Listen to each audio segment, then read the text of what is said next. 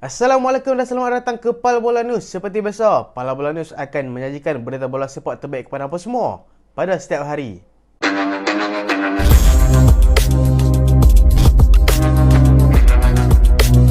Mulai susah untuk mendapatkan di Catalare, AC Milan menukar arah untuk mendapatkan Hakim Ziyech daripada Chelsea. Leeds United dan juga Everton bersedia untuk membayar lebih untuk mendapatkan Charles di Catalare. AC Milan sudah pun bersedia untuk beralih arah jika gagal untuk mendatangkan Charles di Catalare. Ketika ini, midfield kelab bru itu masih lagi belum berpindah. AC Milan meningkatkan usaha untuk mendapatkan midfield berusia 21 tahun itu. Namun, belum ada tanda-tanda yang pemain muda Belgium itu akan datang ke San Siro.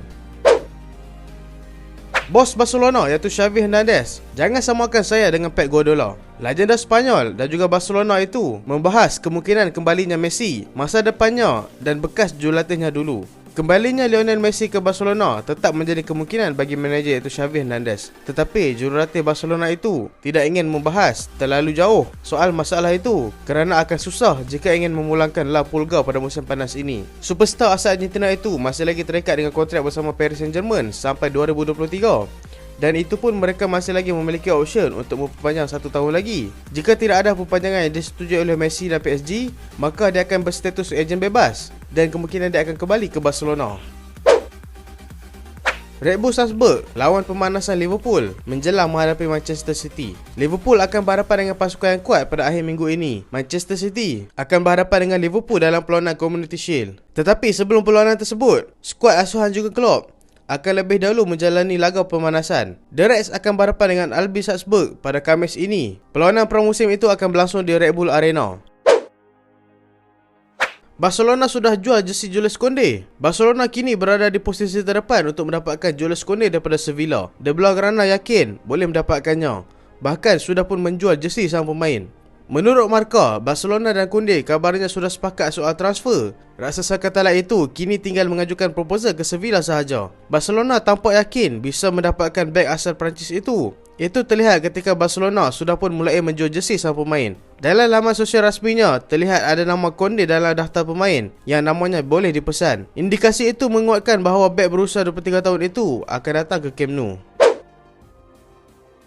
Juventus ingin datangkan winger Barcelona. Juventus kembali dikaitkan dengan Memphis Depay. Mereka tertarik membelinya dari Barcelona pada musim panas ini. Depay pada musim lalu sempat dihubungkan dengan Juventus. Jurulatih Juventus iaitu Massimiliano Allegri meminta tambahan pemain sayap ketika itu. Sayangnya Depay menolak. Beliau malah pindah ke Barcelona daripada Olympique Lyon dengan status free transfer. Prestasinya di Barcelona sebenarnya tidak buruk. Bermain dalam 38 game, dia mampu menjaringkan 13 gol dan 2 assist untuk tim. Cuma kini nasibnya sedang simpang siur. Kedatangan Xavi Hernandez membuatkan Depay susah untuk bermain. Dia malah disebut tidak lagi masuk dalam skema tim untuk musim depan. Apatah lagi Barcelona sudah pun mendapatkan beberapa pemain baru, khususnya yang bermain di bahagian sayap iaitu Rafinha.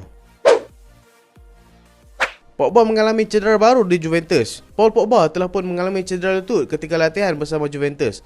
Cedera ini membuat bekas pemain Manchester United itu harus menjalani operasi. Kecederaan Pogba terjadi ketika sesi latihan pertama di Juventus. Juventus juga telah mengesahkan kecederaan tersebut. Pemain internasional Perancis itu akan berjumpa dengan doktor untuk melihat apakah tindakan operasi, adakah pembedahan benar-benar diperlukan ataupun tidak. Namun Pogba dikabarkan kemungkinan besar akan memerlukan pembedahan dan tidak akan terlibat dalam bola sepak selama 30 sampai 35 hari. Menyusul keluhan rasa sakit di lutut kanannya, Paul Pogba menjalani pemeriksaan radiologi yang menunjukkan adanya abnormal pada meniskus lateral. Dalam beberapa jam ke depan, dia akan menjalani konsultasi spesialis ortopedik, beritahu Juventus dalam sebuah pernyataan. Juventus pun menyatakan kalau Pogba tidak akan ikut perlawanan ke Dallas untuk melanjutkan perawatan.